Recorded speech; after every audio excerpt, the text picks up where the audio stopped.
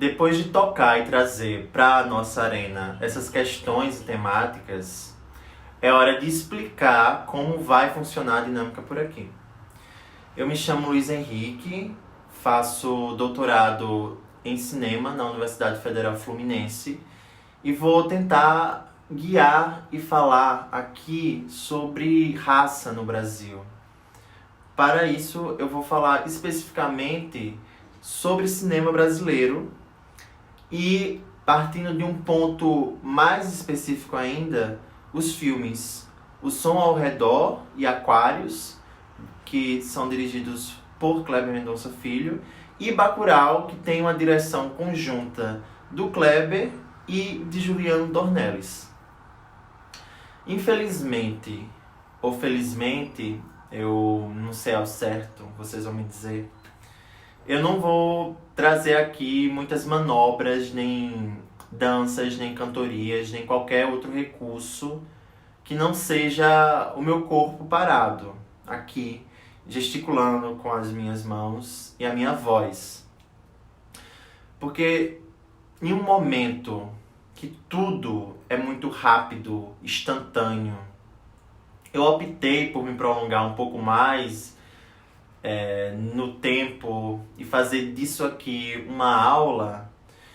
E ainda que eu não consiga totalmente trazer coisas mais aprofundadas para essa arena virtual, a minha forma de chamar a atenção e fazer com que vocês permaneçam comigo até o final é essa.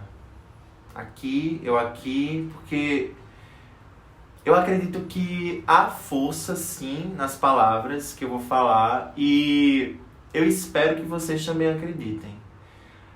Este daqui é o primeiro episódio que pode ser compreendido como uma aula, assim como os outros 4 episódios, que é uma série chamada Oficina Multimídia, a representação racial em O Som ao Redor, Aquários e Bacurau.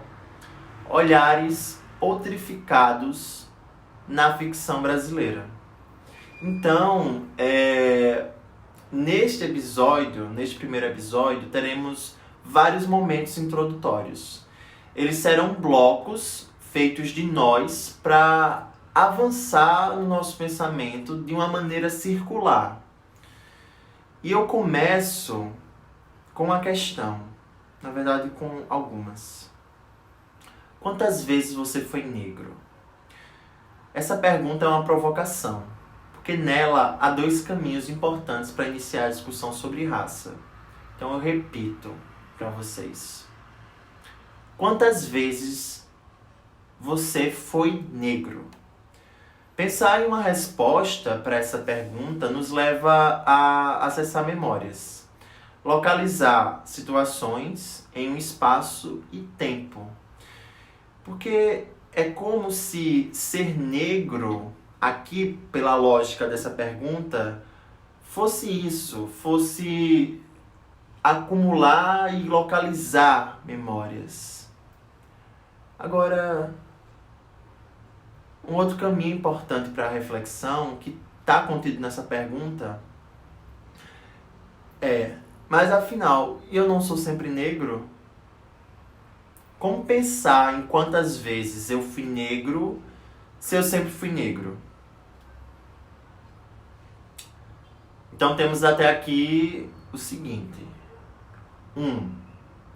Os sentimentos despertados nos momentos em que você foi negro é o que evidencia essa questão.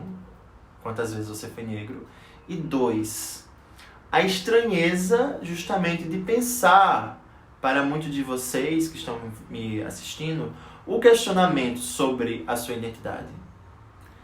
E essas 2 coisas são complementares. Então, agora vamos para mais uma virada. Quantas vezes você foi branco?